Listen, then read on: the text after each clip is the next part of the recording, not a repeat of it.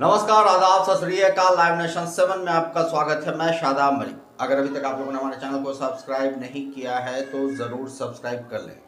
बिहार कर्मचारी चयन आयोग लंबी प्रक्रिया के लिए अब जाना जाने लगा है। यहाँ जब रिक्तियां निकलती हैं तो कहीं ना कहीं अब लोगों के अंदर ये भी सवाल उठने लगते हैं कि आखिर ये रिक्ति जब आई है, इसकी वैकेंसी आई है, इसके लिए अप्लाई अभ्यर्थी कर रहे हैं तो उनका रिजल्ट कब तक आएगा। क्योंकि रिजल्ट देने में, प्रक्रिया करने में बिहार कर्मचारी चयन आयोग लगातार पिछड़ती रही है और पिछड़ने के कारण ही अब सवाल के घेरे में भी आने लगी है। कई बार बिहार विधानसभा के सत्र में भी ये सवाल उठे हैं। संदीप सौरभ ने भी उठाए और उसके बाद AIMIM के जो विधायक हैं उन्होंने भी उठाया, कई लोगों ने उठाया है।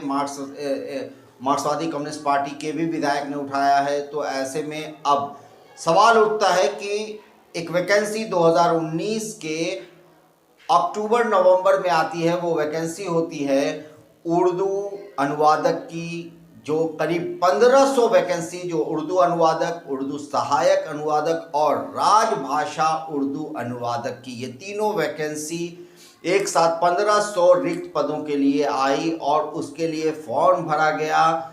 जो फॉर्म की प्रक्रिया थी वो नवंबर 2019 में पूरी कर ली गई और उसके बाद जो एक्सपेक्टेड डेट था कि मार्च में PT परीक्षा होगी, मगर उसमें भी अलग अलग कैटेगरी थी कि किस में कितना वैकेंसी आएगी, तब PT होगा। और ऐसे में उर्दू सहायक के लिए सबसे ज़्यादा फॉर्म भरे गए, उसके बाद उर्दू अनुवादक के लिए फॉर्म भरे गए और उसके बाद राजभाषा उर्दू अनुवादक के लिए। ऐसे में जहां पर कम अप्लाई जिन्होंने लोगों ने किया था तो उसमें सिर्फ मेंस की परीक्षा हुई, मगर चूंकि उर्दू सहायक में सबसे अधिक अभ्यर्थियों ने फॉर्म भरा था तो उनके लिए PT भी कराया गया, फिर मेंस भी कराया गया। मगर ये प्रक्रिया मार्च में होनी थी, मगर मार्च में हो नहीं पाए क्योंकि 2020 के मार्च में लॉकडाउन लग गया था। कोरोना ने पूरी दुनिया को अपने चपेट में ले लिया था। ऐसे में काउंसलिंग करा ली गई उर्दू राजभाषा अनुवादक की, मेंस एग्जाम हो गया उर्दू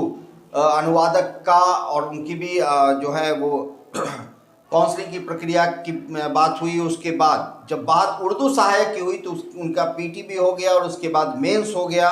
और मेंस होने के बाद अब मामला है कि आखिर क्या वजह है कि जब जो रिजल्ट जो ये मेंस का एग्ज़ाम है वो 19 सितंबर 2021 को उर्दू सहायक अनुवादक का हुआ सितंबर 2021 में, और उसके बाद अभी तक रिजल्ट जारी नहीं हुआ है और रिजल्ट के साथ साथ कोई भी आगे की प्रक्रिया को लेकर कोई नोटिस आयोग ने नहीं दिया है। तो ये अब सवाल खड़े हो रहे हैं फिर कि आखिर क्या वजह है कि इसे भी रोका गया है। क्या प्रथम इंटर स्तरीय परीक्षा का इंतजार हो रहा है? अगर ऐसा है तो फिर आखिर आयोग का मतलब क्या होता है? जब आयोग में वैकेंसी आती है उसमें जब कोई डेडलाइन होता है कि इतना दिन के अंदर वैकेंसी को पूरा कर लेना चाहिए, तो ये सब क्यों नहीं फॉलो कर रहा है बिहार कर्मचारी चयन आयोग?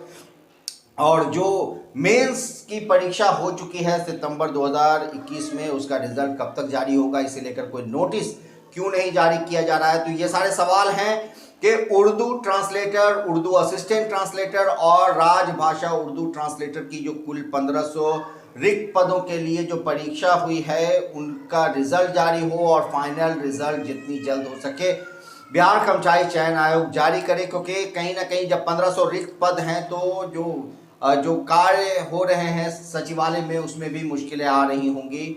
जहां के लिए ये वैकेंसी है वहां मुश्किलें आ रही होंगी। ऐसे में ज़रूरत है कि सरकार ध्यान दे, बिहार कर्मचारी चयन आयोग ध्यान दे।